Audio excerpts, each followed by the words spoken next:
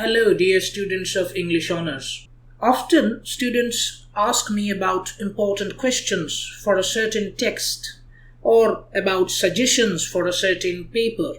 And this video is about exam preparation, suggestion making, studying properly, and being confident about yourself that you have studied well and you can perform well in your exams. As you know, what questions are important for an exam this year depends on various factors such as the question pattern and the previous year's question papers of a particular university. In this video, I am going to share with you something with which you will be able to prepare for your exams with 100% confidence. You will be able to make your own suggestions or list of important questions irrespective of which university you belong to or which year you are going to appear in an exam. The formula or the knowledge that I am going to share with you is a result of my lifelong experience, first as a student and then as an independent tutor. Since I teach students of West Bengal State University and Calcutta University, I cannot always give you suggestions for other university exams because I am not acquainted with the previous year's question papers of those universities. But if you take this lecture seriously and prepare accordingly, I guarantee that you will have no fear before exams. You will be fully prepared and you will perform better than you already do. Let us dive into the topic now. Have a pen and paper and write down as I explain all types of questions that you may have to face as a student of literature. Throughout most of the course, be it the undergraduate level or the postgraduate level, you have to go through a lot of literary texts. And then there are some papers concerning essays, literary criticism, literary theory, philology, literary terms, rhetoric and prosody. We'll cover all of these. Just be patient and attentive. First, I shall discuss the text-related question types. I have categorized all the text-related questions into 4 parts. Number 1, the basics. Number 2, the background. Number 3, the content. Number 4, the style. Number 1, the basics. The basic information regarding a literary piece are never asked unless it's an objective question, but always expected to be mentioned correctly in the answers to all kinds of long questions.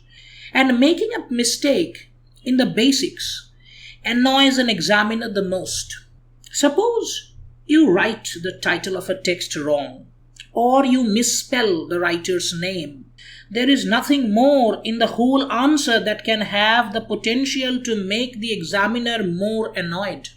So, in the basics, we have the title of the text, the name of the author, the literary form, the literary type or genre, and the literary period. That is, when and where the text was published. Suppose you are writing a long answer on Shelley's Ode to the West Wind. You are expected to mention the basic information in the beginning part of your answer regardless of what the question is. So you must mention the full title, in this case, Ode to the West Wind, not just West Wind, Ode to the West Wind. You must name the author and do not misspell. So many times we see while checking copies, the name of the author is misspelled. Shelley, in fact, is very often misspelled. And I should suggest, if you can, try to write the full name of the author, correctly of course, to catch the attention of the examiner. For example, instead of Shelley, write Percy Bysshe Shelley. Instead of Oscar Wilde, write Oscar Fingal O'Flaherty Wills Wilde. Sometimes the author's name is actually a pen name. So if you know the original name of the author and mention it tactfully at the very beginning of your answer, It impresses the examiner because most of the students don't write that. For example, if you mention that the original name of Mark Twain was Samuel Clemens, or that of George Orwell was Eric Arthur Blair, it will catch the examiner's attention. Next, we come to the literary form. Often I see students writing answer about a play and within that answer continually referring to the text as a story or a novel. This is a very crucial mistake. You should keep in mind that Ode to the West Wind is a poem, Macbeth is a play, and Wuthering Heights is a novel, and you must refer to them accordingly throughout your answer without losing your focus. Next we come to the genre, that is the specific literary type within the broad aspect of literary form. For example, what kind of a poem is the Ode to the West Wind? It is a lyric poem, and inside the broad spectrum of lyric poetry, it is specifically an ode. You must know the genre of each text you have read and the features of that genre. Then, while writing your answer, mention the same as elaborately as you are needed to. Now, once you know that Ode to the West Wind is a lyric poem and an ode, that Macbeth is a tragedy and that Wuthering Heights is a Gothic novel, you will have to read those terms from M.H. Abrams's Glossary of Literary Terms and from J.A. Cudden's Dictionary of Literary Terms and Literary Theory. Once you know what an ode or a tragedy or a Gothic novel is, once you know the features of those genres, you will be able to write and explain in your answer the characteristics of the text very easily. You may think I am asking you do more than necessary, but it's not. Rather, with proper use of intelligence, this will save you a lot of time and will make you grasp the concepts properly and thoroughly. Once you know what an ode is, you won't have to work separately for any other ode to find its characteristic features. Take, for example, Ode to a Nightingale. You know it's an ode. You know how it's written. Next, we come to the last of the basics, and that's the literary period in which a text was written and published.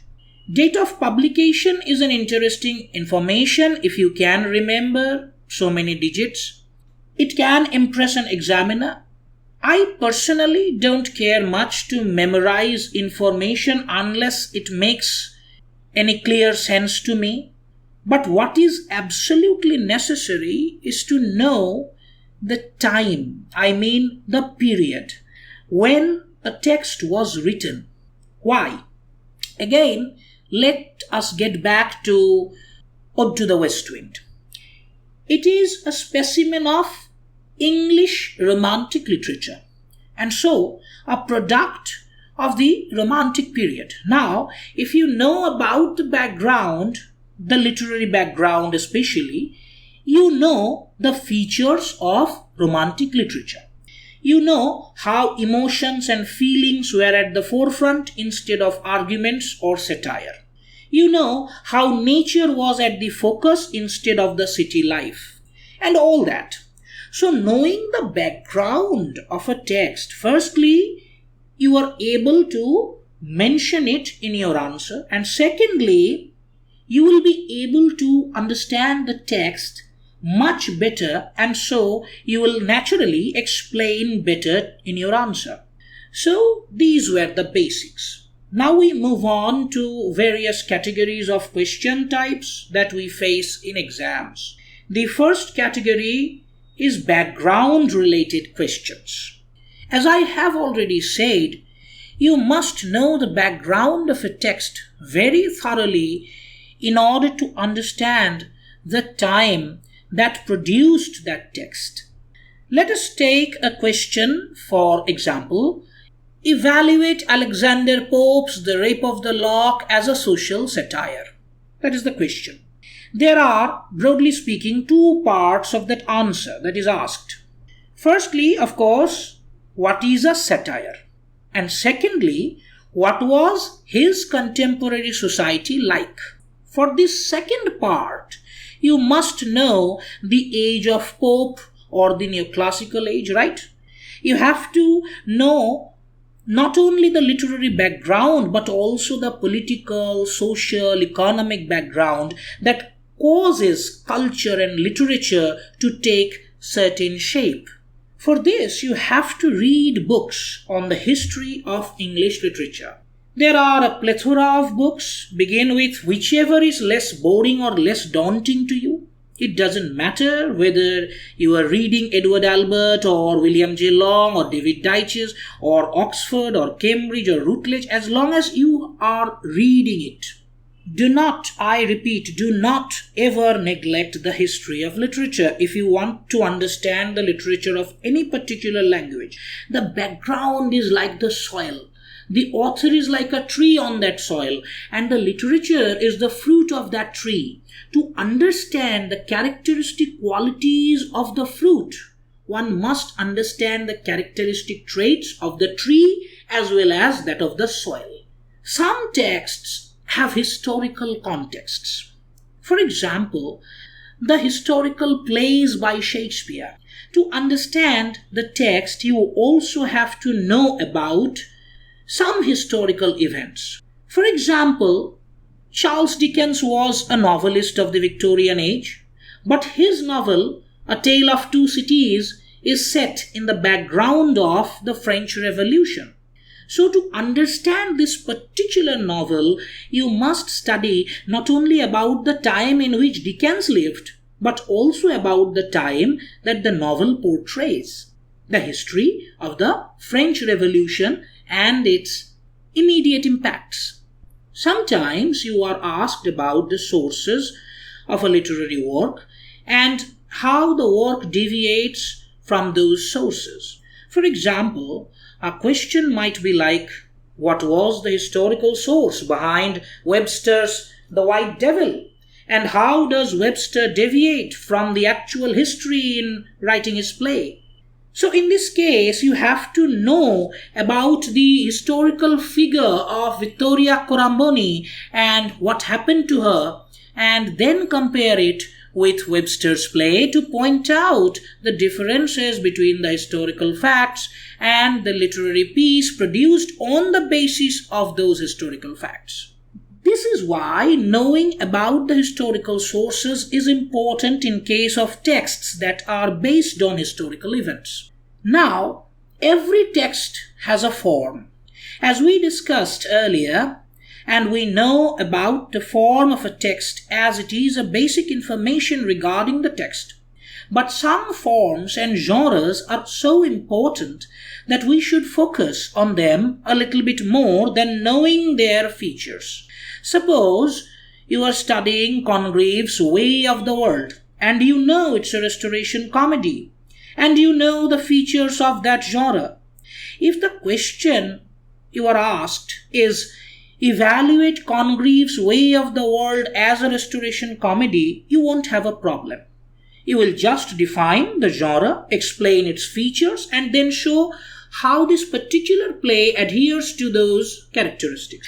But if the question is just a little different, like, what is restoration comedy of manners? Explain in detail with special reference to the Way of the World. What you have to do is a little bit different. The question expects you to explain the genre in detail, and so you should begin with the history of the genre itself, beginning with the old comedy of classical Greece and how it took shape in England after the Restoration. So you must, along with the features of a genre, know about how the same came into existence. Genres like tragedy of blood, stream of consciousness, ode, etc. require such special attention. With these three kinds of questions, we may conclude our background-related study, and now let us move on to the easiest and commonest category of questions, the content-related questions. The very first thing that I should tell you to focus on about the content of a text is called the substance of the text. Most of the students make a serious mistake when they write summaries instead of writing a proper answer. A substance of a text is very closely related to the summary, but it is not exactly the same. A substance means what the text is all about, put in a succinct way. It's not about only what happens in the text, but what is its significance. So, your understanding of the content is the first important thing, and sometimes, though rarely, you may be asked to write a substance of a poem. Though such a direct and simple question is unexpected at a higher level, a substance is always needed to write answers to most of the variety of questions. Take, for example, the next type of questions that ask about the themes or central ideas found in a text. What is a theme or a central idea?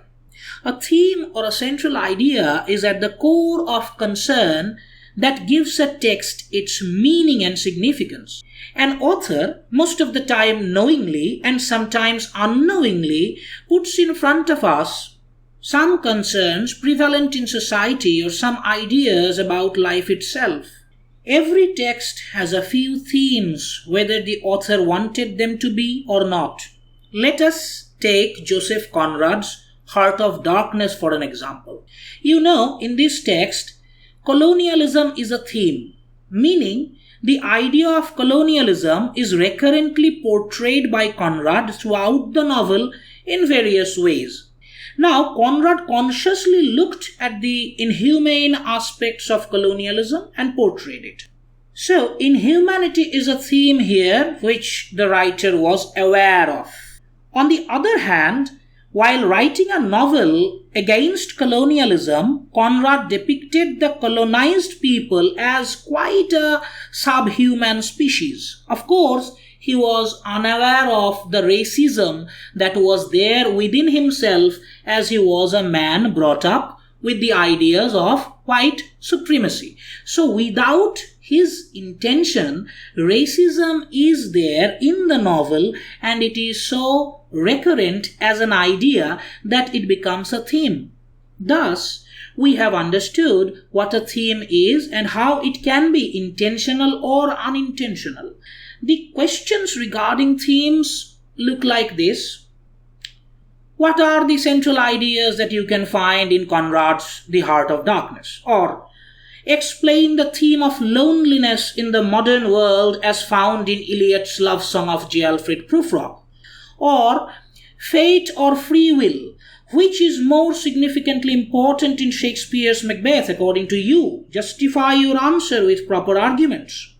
To answer such questions, you should not write a summary of the text. The substance is important as it is required to prove or explain a point, but the main focus should be on explaining the ideas that are at the center of the text and make the text significant for us to read. Next question type is of those that ask you to analyze and evaluate one or more characters from a text. In case of a character analysis, you just have to point out the good, the bad, interesting, or pitiable aspects of the character, just like commenting on a person you know in real life. Focus on the major characters separately, on the minor characters as a whole, and on the difference between the roles of characters on the basis of their gender. Let me give you some examples so that you can understand better. Write an essay evaluating the role of Lady Macbeth in the play. Is a question that asks about one major character of the play. How do you understand the significance of a character? Imagine if such a character were not there, how would the plot unfold? If Lady Macbeth were not there, would Macbeth have the courage to run after his darkest ambitions? If you can understand this, you have understood the role and significance of Lady Macbeth in the play. Write an essay on the role of the servants in Plautus's Pot of Gold is another character-related question that focuses on the minor characters in a play. So first of all, it is not about a single character. Now, you have to think a little. You will find, if you think a little, you will find that there is something common among these characters, that they are all very clever, especially if we compare them with their masters. Clever servants are stock characters frequently used in comedies of manners. Now, you can easily write about what role they play in the play as a whole. The third type character-related questions is related to gender roles. The question may be like, write about what role do the female characters play in Jane Austen's Pride and Prejudice, or how does Jane Austen's Pride and Prejudice portray gender roles, or how does Austen strike down the traditional gender roles in her novel? How far is she successful in doing that? Substantiate with proper arguments. One way or the other, these questions want you to focus on the difference between the roles played by the male and the female characters in a text. Are their roles balanced? Are they given equal importance in the manifestation of the plot? Is the writer or the characters in the text biased against one particular gender? The society portrayed by the author, how is it in terms of gender equality? How does it expect each gender to behave? These are your concerns in case of a question related to gender roles. The next type of question in this category of content-related question types is a question that focuses on the title. You see, unless a title of a text is like David Copperfield or Tom Jones, titles have a symbolic or thematic meaning related to the content under that title.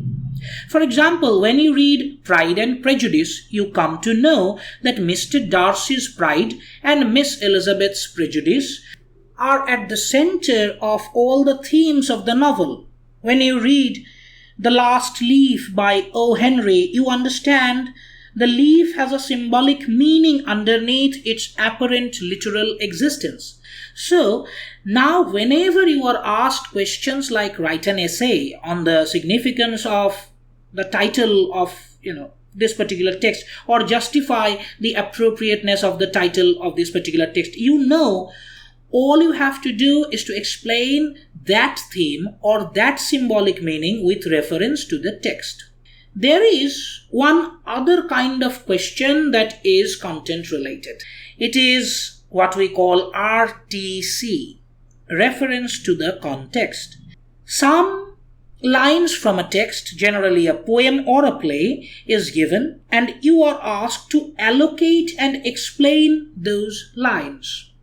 While answering an RTC or reference to the context question, you need to mention the text from which the lines are taken. You need to mention the location of these lines in that text. You need to mention the author of the text, the speaker of those lines, and to whom it is spoken. For example, if you are given the lines, tomorrow and tomorrow and tomorrow creeps in this petty pace from day to day to the last syllable of recorded time, your answer should begin like this. The quoted lines are taken from William Shakespeare's Macbeth, Act 5, Scene 5, and it is a soliloquy by Macbeth himself. This is the beginning of the answer, and then you have to explain those lines from their literal meaning to their symbolic meaning, if any, to their significance, and try to add mentioning the most prominent literary devices employed by the author in those lines if you can, like a metaphor, hyperbole, pathetic fallacy, and irony. Do not, I repeat, do not ever think that writing a summary of the whole text is going to get you anything, marks or sympathy from the examiner. The objective of asking such questions is to test whether the students have read and understood the text line by line instead of memorizing some notes without caring to understand the text. So you have to prove that you have read the text by pointing out exactly where the lines were and what they meant. With this, we conclude our category of content-related questions, and now we shall move on to the style-related questions. Of all the questions that you may get asked after studying a text, the style-related questions are the toughest category, in my opinion. The first type of question under this category is about the plot construction. A plot is the structure through which a story is presented.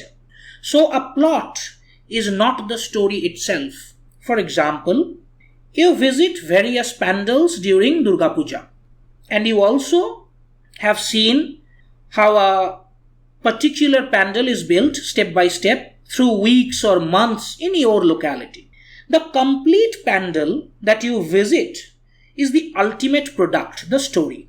And how it was built, the process and the structure underneath that story is called the plot.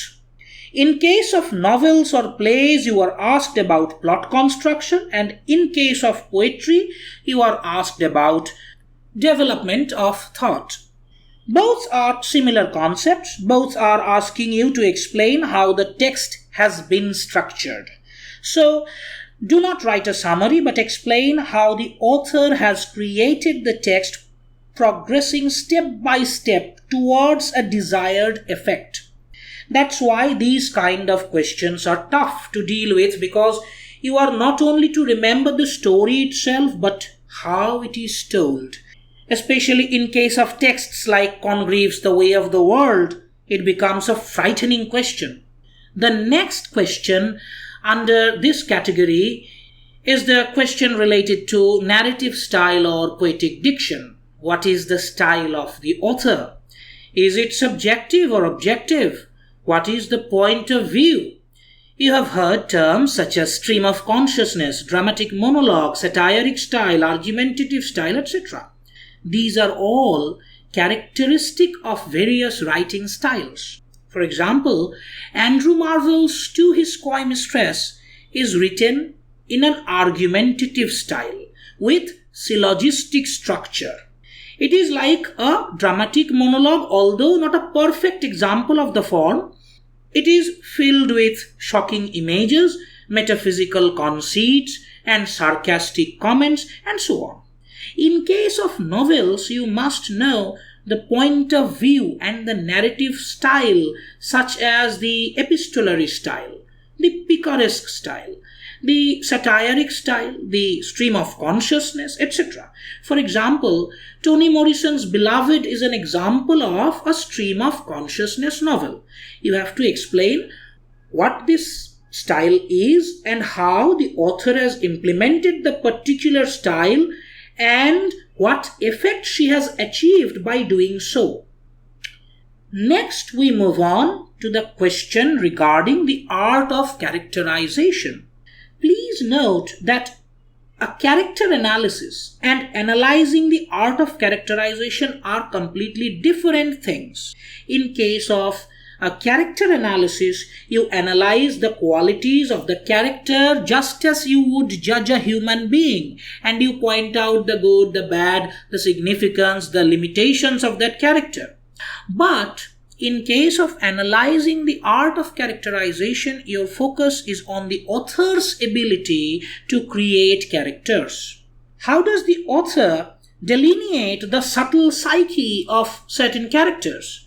Is he adept at portraying a child's mind through its character? Is there an equal ability in the author of portraying characters of different genders? Or does he portray one gender with more expertise than the others? Suppose you are in a pandal during the Durga Puja.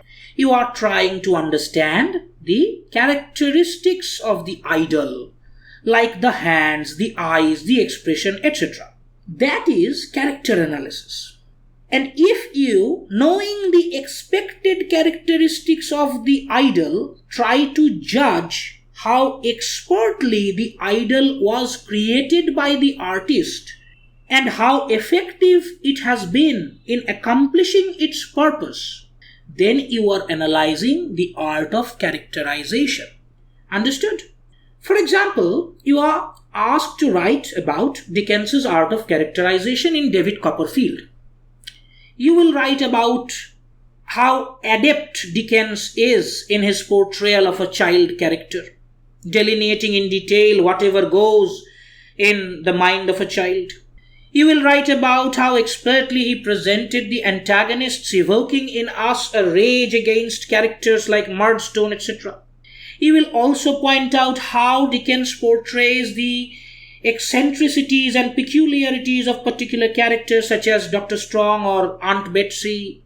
Also, you will point out Dickens's male characters are more expertly created than the female characters, and how his characters are mostly flat, that is, either good or bad, and without next to no development throughout the entire plot. So, you are actually judging Dickens as a creator of characters. This is how you write the answer to such questions. The next question in the category of style-related questions is regarding certain special elements that are very notable for a text. For example, Gothic elements, supernatural elements, magic realism, psychological realism, etc. Generally, these special elements or techniques are closely related to the form of a text. Of course, Wuthering Heights is a Gothic novel, and since Gothic novel is the genre, it must have some Gothic elements within the text. But sometimes you are also asked about special elements that are very important in the significance of the text, though it is not a technique related to a particular form. Suppose you are asked about the significance of the porter scene in Macbeth, or of the proviso scene in The Way of the World. These are not about summarizing what happens in those scenes, but writing about how these scenes are playing a very important role in the construction of the whole play. So, focus on the literary elements and techniques employed in a text and the parts that are crucial to its identity as a text. It is not only important to note there is magic realism employed by Toni Morrison in Beloved, but also you must know what magic realism is and how and why Morrison has used this technique in her novel and to what effect. Next, we move on to the questions regarding symbolism. A symbol is an image that usually repeatedly appears in a text and carry a significant meaning underneath its apparent literal meaning. Let me give you an example. The nightingale in Keats's Ode to a Nightingale is not just a mortal bird, though it seems to be so unless and until we understand the poem itself. As soon as we understand the poem, we understand that the nightingale carries a much more significant meaning. It is emblematic of eternal joy, completely devoid of the knowledge of reality. And so it is a contrast to the human life where but to think is to be full of sorrow. So, whatever text you are reading, it is expected that there must be at least one symbol in the text. Some texts are symbolic themselves. The whole text is filled with symbols. You have to point them out and explain what meaning they carry and to what significance do they exist in the text when you are asked about the symbolism used in a text. Next, we move on to a question that asks you to comment on the language of a particular text. It is not a very common question except some texts that are noticeably pleasurable or daunting to read due to the language used. Some common questions are like Austen's use of irony in Pride and Prejudice, Lamb's use of humor and pathos in Dream Children a Reverie, Milton's grand usage of the English language in the Paradise Lost, etc. Now, some texts are very noticeable just for the language it has. The other texts are not. So, although the question may come in case of any text, it doesn't. It only comes in case of those texts where it is very obvious. Like if you are reading Samuel Johnson's London, you instantly know that the question regarding language is not to be eschewed, because it is such a terribly daunting text to you just because of the language, being ostentatiously erudite. Before you may conclude your study of the literary piece, never forget to learn a little bit about criticism, that is, critics' comments on the text. If you have good memory, try to memorize one or two brief comments that you can quote in your answer. If you have a memory like me, don't worry, you don't have to memorize things word for word. You can read those comments and make an opinion of your own based on them. And if it's your own opinion, chances are you will be able to remember that and explain it well in your answer. This criticism part is crucial to conclude any answer. It doesn't appear directly as a question usually, but when it does, it appears to be a scary one. For example, you have read Paradise Lost thoroughly, and you know about Milton's portrayal of the character of Satan, but even then, the question may frighten you if it is like this. Milton is on the devil's side without knowing it. Do you agree with this? Justify. Now, all of us may not know, or at that particular moment recall, that it was a famous criticism of Milton by William Blake. No matter. Don't be frightened to see such a question. Focus on what the statement means. Go through it carefully and get the meaning, and then take your stance. That is, decide whether you are to agree or disagree with that comment. Then write accordingly, and most importantly, argumentatively. Write argumentatively. This is not an appreciation. This is a clean-cut argument, and I am here to win. This should be your mindset. Alright, so these are all the question types that are text related. Now we move on to the other kinds of questions. Suppose you have papers in which there is no text. I mean, no story or poem or like that. Instead, suppose you have a paper that may have essays or literary criticism, literary theory. Suppose you have a paper about philology. Now we are going to talk about all such kind of papers. Let us take a look at the papers that contain essays or literary criticism or literary theory. In case of such papers, you should focus on the ideas. What ideas are conveyed through a particular term or in a particular essay or in a particular literary theory or by a particular critic in his criticism. Okay, suppose you are reading a criticism, suppose you are reading Biographia Literaria, there is a famous chapter that is taught. It focuses on imagination and fancy. Okay, so Coleridge's Biographia Literaria. Now you have to focus on what is Coleridge's ideas about imagination and about fancy.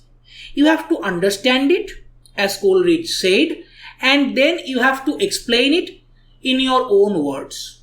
That is, you have to focus on the ideas. Same goes for literary theory. What is Marxist literary theory? What is feminist literary theory? You have to get the ideas clear, understand the concepts very clearly, and explain in your own words. That is all you have to do. In case of literary terms, same thing. Okay, you have to understand a term very clearly, make the concept very clear. What is it? How it came to existence? What it means? What is its significance? How it is used? Where it is used? Etc. Explain the idea clearly.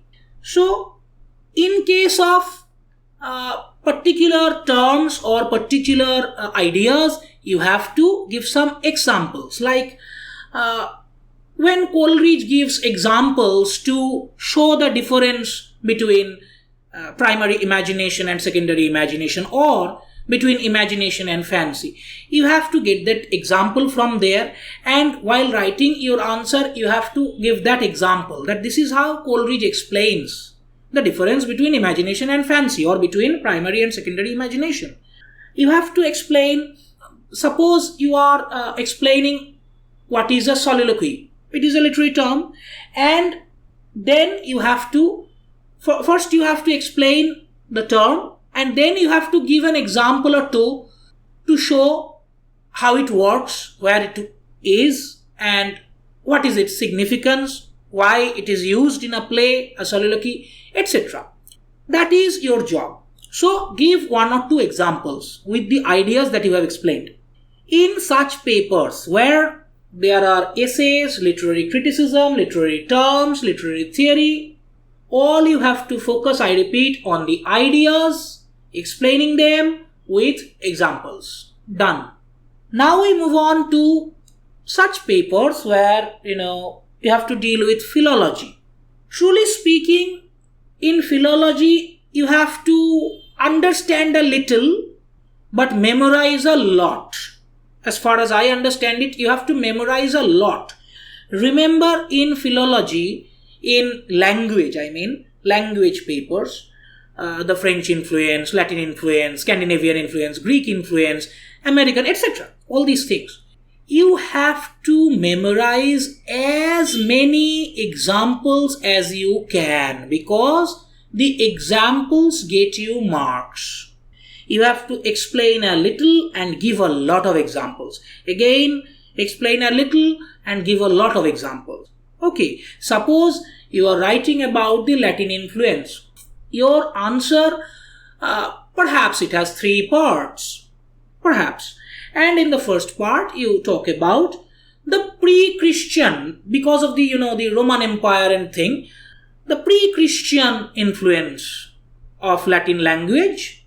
You just explain when it took place, when it happened. Now you move on to the examples, a lot of them, as many as you can. Then, next paragraph or next part of the answer where you just explain the influence of Christianity. That is after 597 AD. So, then you explain the influence of Christianity, and through which Latin words came. Then you give a lot of examples of those words. Again, after the Renaissance, another part of the answer, you explain that it happened after the Renaissance due to classical learning and etc. And you give a lot of examples. That's it. That's all you have to do. So this paper, this philology thing, depends a lot on memorizing examples. Okay. Next we move on to another paper that is regarding rhetoric and prosody. In a paper where there is rhetoric and prosody, remember, there is no shortcut to it. There is no shortcut to it. You have to practice. Like in philology, you need memory. In case of rhetoric and prosody, you need only practice. The more you practice, the more you get, confident about it. And yes, it is a very good paper where you can get 10 out of 10, 15 out of 15, 20 out of 20. You can get that if you are writing a correct answer. But you can also get 0 if you write, a wholly wrong explanation of something. So be careful about these papers, and these papers will test your grasp over the English language. Not only that, it will test how you read and analyze a text metrically or rhetorically, how you analyze it. So this particular paper is very crucial to test you as a student of literature. Okay, this is a very crucial paper. That's it. I think I have covered the questions related to the basics, the background, the content, the style. Then I talked about essays, criticism, literary theory, literary terms. Then I talked about philology. And yes, one last thing about rhetoric and prosody. I have many videos on my channel about this particular thing. Practice, if you ask me, I should say that practice with Shakespeare's sonnets, practice with romantic poetry, practice with poems that are very rhythmic, like Tennyson's poems, and practice only with British texts, because most of the time these are the texts that are given to you to analyze metrical schemes or rhetorical devices. So focus on these texts primarily if you ask me for suggestions. Now, how to write a critical appreciation. A critical appreciation is the most crucial and perhaps the foremost thing that you should do after you learn the basics of a text. You should focus on an overall appreciation of the text, because in that answer or in that making of that answer, you can know a lot of aspects about the text. It has all the aspects discussed, although in brief, but all the aspects. So it is a very good thing to start with. So how to write a critical appreciation, I have a separate 10-minute or 15-minute video on that, guiding you properly how to write a critical appreciation. You may watch that. Last thing to say is that if you ever feel that you require tuitions, I am an independent tutor. I passed national eligibility test in 2022 and yet I haven't got any job. So because there are no interviews happening in West Bengal and etc. So I am just an independent tutor, and if you ever feel, you can check the channel descriptions. There is contact and everything. And if you think this video has helped you in any way, would you like, share, comment and subscribe to the channel? Thank you.